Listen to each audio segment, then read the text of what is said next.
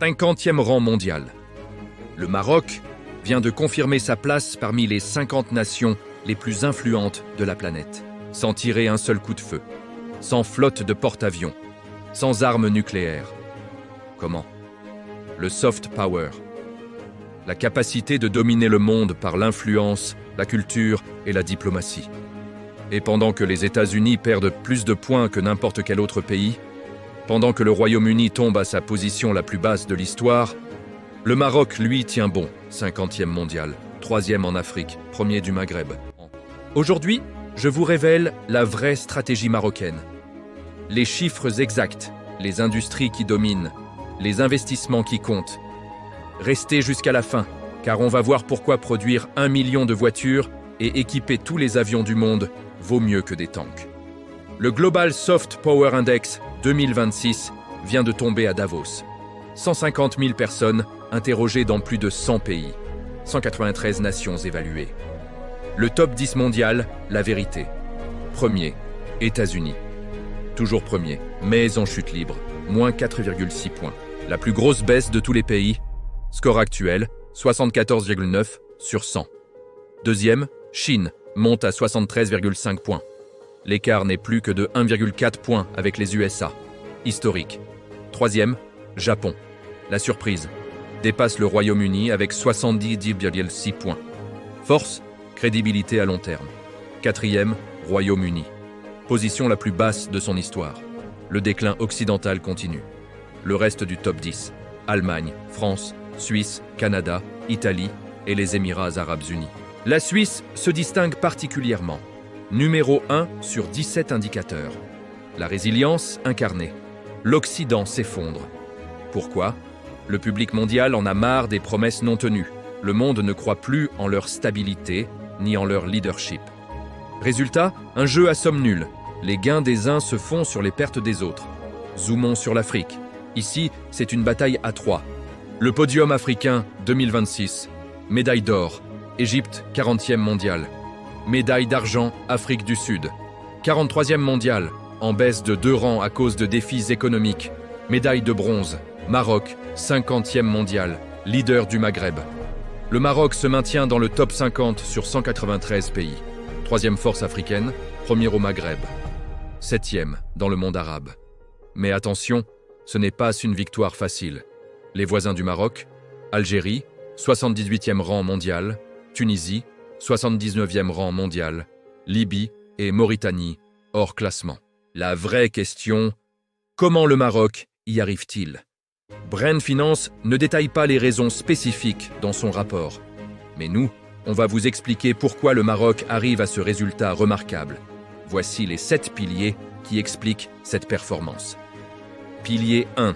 L'industrie automobile, le géant africain plus, de 1 million de véhicules produits en 2025. Le Maroc vient de dépasser l'Afrique du Sud et devient le premier producteur automobile d'Afrique. 220 000 emplois directs.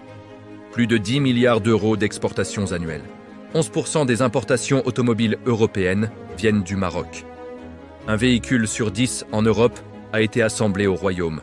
Renault, Stellantis, mais aussi des batteries chinoises, Gotion, Hailiang, BTR. Le Maroc produit désormais des composants pour véhicules électriques. 18 milliards de dollars d'investissements chinois en technologies vertes. Deuxième destination mondiale après l'Indonésie. Pilier 2. L'aéronautique dans tous les avions du monde tous. Les avions qui volent dans le monde ont au moins une pièce fabriquée au Maroc. Boeing, Airbus, Bombardier, Safran. Plus de 140 entreprises aéronautiques installées au Maroc. 21 000 emplois qualifiés. 22 milliards de dirhams d'exportation en 2023, soit une hausse de 38% par rapport à 2021. De la fabrication de câblage aux composants de moteurs, en passant par les structures d'avions. Le Maroc monte en gamme. Pilier 3. L'expansion bancaire en Afrique, Attijari Wafa Bank. Présent dans 15 pays africains. Les banques marocaines, Attijari Wafa, BCP, Bank of Africa, dominant l'Afrique de l'Ouest et du Centre. Plus de 1480 agences à travers le continent. 188 milliards de dirhams de dépôts collectés. 159 milliards de dirhams de crédits distribués. 52% des investissements directs marocains en Afrique proviennent du secteur bancaire. Un soft power financier massif.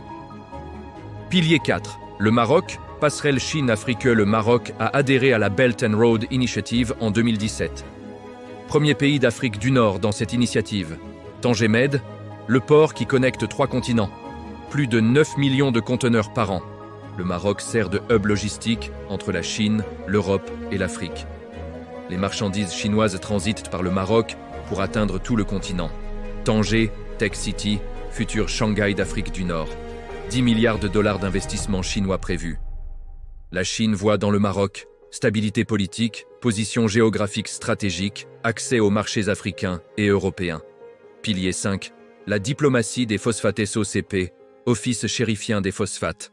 Le Maroc détient 70% des réserves mondiales de phosphates. Engrais égale agriculture, agriculture égale sécurité alimentaire.